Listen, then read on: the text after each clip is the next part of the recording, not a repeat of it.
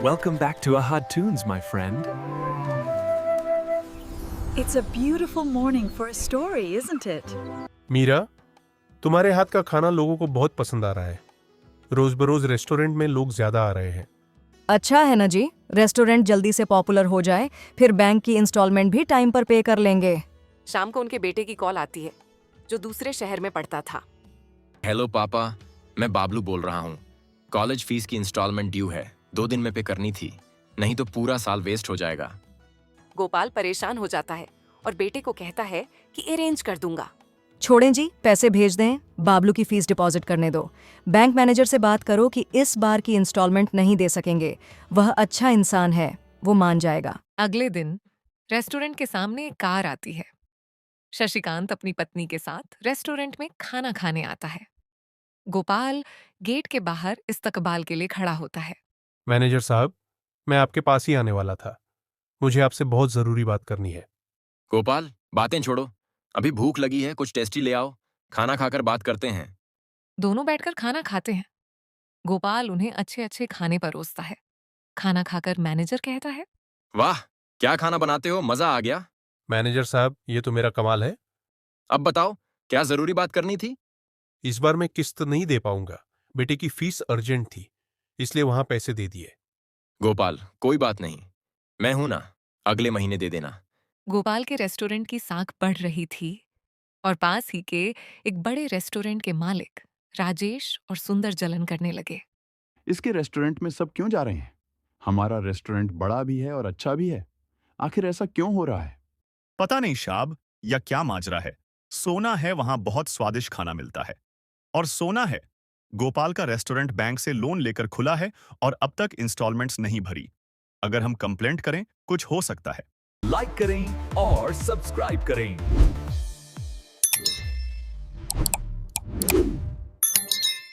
राजेश यूं सोचकर मंत्री को कॉल करता है, जो उसका अच्छा दोस्त होता है। मंत्री से वह मैनेजर का ट्रांसफर करवाता है और अपने बंधे को उस बैंक में मैनेजर की पोस्ट पर ट्रांसफर करवाता है। फिर अगले दिन बैंक जाता है। तुम्हें किस लिए यहाँ पोस्ट दी गई है? जाकर गोपाल से लोन मांगो। अगर 3 दिन के अंदर तुमने मेरा काम नहीं किया तो सस्पेंड करवा दूंगा। सर जी, 2 दिन का समय दे दें, मैं आपका काम कर लूंगा। आज मैं उसे वार्निंग देने जाऊंगा, कल उससे उसके रेस्टोरेंट की चाबियां ले लूंगा। अगर उसने लोन नहीं दिया तो। शाम को वह गोपाल के रेस्टोरेंट जाता है और गुस्से में कहता है, तुम ही गोपाल हो? जी सर, मैं ही हूँ। मैं बैंक का नया मैनेजर हूं। तुमने जो लोन लिया है उसे पूरा अदा करो। कल तक का समय है, वरना ये रेस्टोरेंट देना पड़ेगा। सर जी, मेरी बात तो सुनिए। मुझे कुछ नहीं सुनना, कल तक का ही समय है। गुस्से में ही वह वापस आ जाता है। रात को यह सब गोपाल मीरा को बताता है। इतनी बड़ी रकम हम कल तक कैसे अरेंज करेंगे? अगली सुबह मैनेजर फिर आता है और कहता है, लोन दो।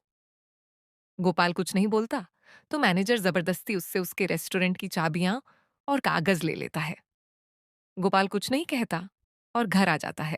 अगले दिन मैनेजर गोपाल को फोन करके बुलाता है और उससे उसके घर के कागजात और चाबियां ले लेता है। गोपाल और मीरा दोनों अकेले दर दर भटकते हुए सड़क पर घूम रहे होते हैं। थक कर वे सड़क किनारे ही बैठ जाते हैं। तभी बाबलू आ जाता है। क्या हुआ? मैं घर भी गया और रेस्टोरेंट भी। पता चला आपसे बैंक वालों ने सब ले लिया। गोपाल अपने बेटे को सारी कहानी बताता है और कहता है, हम तो बर्बाद हो गए। नहीं बाबा, आप परेशान मत होइए। हम ट्रक पर खाना बेचेंगे। मैंने एक ट्रक देखा हुआ है, वो मेरे दोस्त के अब्बू का है। मैं वहीं लेकर आता हूँ। बबलू अपने दोस्त के घर जाता है। वह उसके पिता से कहता है, नमस्कार अंकल, मुझे आपका यह पुराना ट्रक चाहिए। मैं इसकी कीमत आपको 1 महीने के अंदर चुका दूंगा। मजबूरी है, इसलिए मान जाइए। ठीक है बेटा, तुम रोहन के दोस्त हो इसलिए दे देता हूँ। वैसे भी मैं इसे बेचने का सोच रहा था। ब्लू उस पुराने ट्रक को अपने माँ बाप के पास ले आता है। बेटा, यह तो बहुत पुराना सा ट्रक है और हम इस पर कैसे खाना बेचेंगे? यह तो बहुत गंदा भी है। नहीं माँ, मैं इसे साफ कर दूंगा और चमकाकर इसे फूड ट्रक बना दूंगा। आप फिक्र मत करिए। वह बात तो ठीक है बेटा, लेकिन इस फूड ट्रक के बारे में सबको पता कैसे चलेगा? लोग कैसे आएंगे? आजकल सोशल मीडिया का दौर है।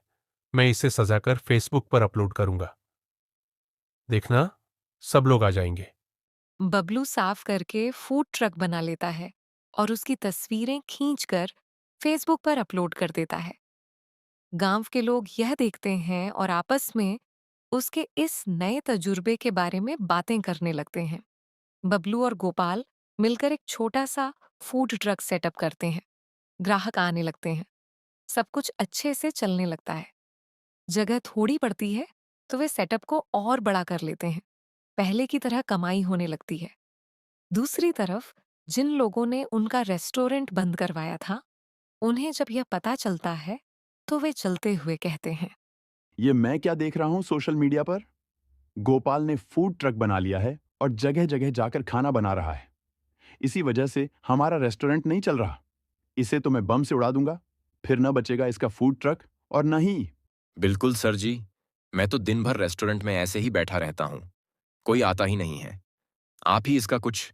अगले दिन वे लोग योजना बनाते हैं कि फूड ट्रक को गांव के आखिरी छोर पर बुला लेंगे ताकि कोई देख भी न पाए और उनका काम भी हो जाए। योजना के मुताबिक वे गोपाल को फोन करके वहां बुलाते हैं और खुद चुपचाप ट्रक के पीछे पीछे जाते हैं। वे जैसे ही कुछ करने ही वाले होते हैं कि अचानक ट्रक का सायरन बजने लगता है। एकदम से वहां सब लोग आ जाते। तुम लोगों के पास कोई बम है क्या? तुम्हारे बैग में क्या है? सच सच बताओ। नहीं, ये बम मेरा नहीं है। ये तो सर जी ने आपके ट्रक के पास रखने को कहा था। मैं इसमें शामिल नहीं हूं, मुझे छोड़ दो। अच्छा, तो तुम मुझसे जलन की वजह से मुझसे मेरा रेस्टोरेंट भी छीन लिया और घर भी। तुम्हारा रेस्टोरेंट मेरी वजह से नहीं चल रहा था, इसलिए अब तुम्हें तो मैं पुलिस के हवाले कर दूंगा। तभी वह पुलिस को बुलाता है। पुलिस आकर दोनों को गिरफ्तार करके ले जाती है। सब कुछ फिर से पहले जैसा हो जाता है। गोपाल को उसका रेस्टोरेंट वापस मिल जाता है। तो दोस्तों, कैसी लगी कहानी? लाइक करें एक लाइक और और सब्सक्राइब तो सब्सक्राइब बनता करें। है। करके जाना। शुक्रिया।